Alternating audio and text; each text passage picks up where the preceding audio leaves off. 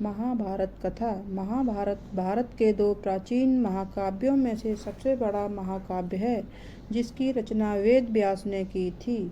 महाभारत की पौराणिक कथाओं के जरिए हम जीवन के हर पहलू को अच्छी तरह समझ सकते हैं।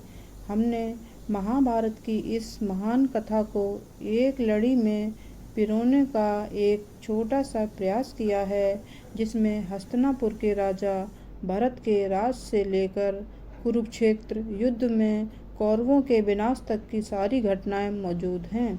मित्रों, हमारे इस प्रयास में थोड़ी सी आपको त्रुटि लगे तो क्षमा करें।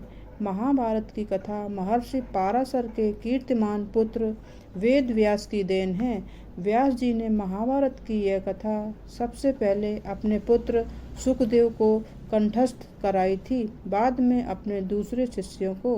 मानव जाति में महाभारत की कथा का प्रसार महर्षि वैशंपायन के द्वारा हुआ। वैशंपायन व्यास जी के प्रमुख शिष्य थे। ऐसा माना जाता है कि महाराजा परीक्षित के पुत्र जन्मेजय ने एक बड़ा यज्ञ किया।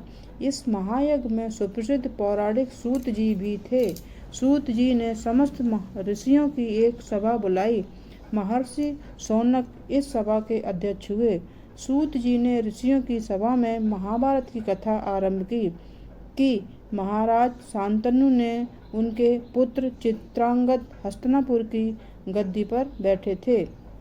उनकी अकाल मृत्यु हो जाने पर उनके भाई विचित्र वीर्य राजा हुए। उनके दो पुत्र हुए, धृतराष्ट्र और पांडु।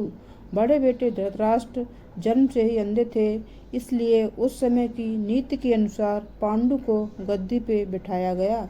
पांडु ने कई वर्षों तक राज्य किया। उनकी दो रानियां थीं, कुंती और माद्री। कुछ समय पश्चात अपने किसी अपराध का प्रायश्चित करने के लिए जंगल में गए।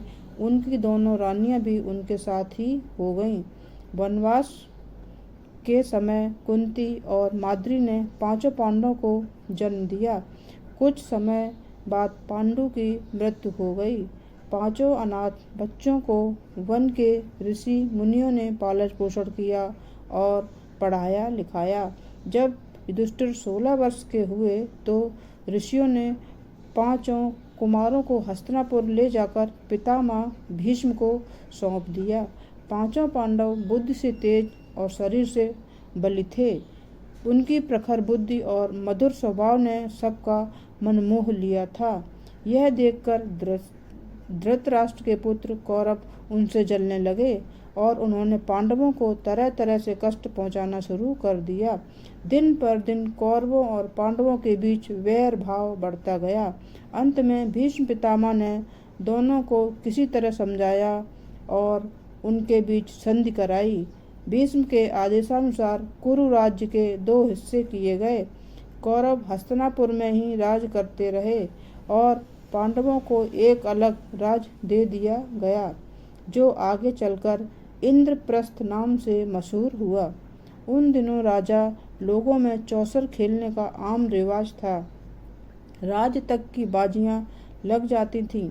इस रिवाज के मुताबिक एक बार पांडवों और कौरवों ने चौपड़ खेला।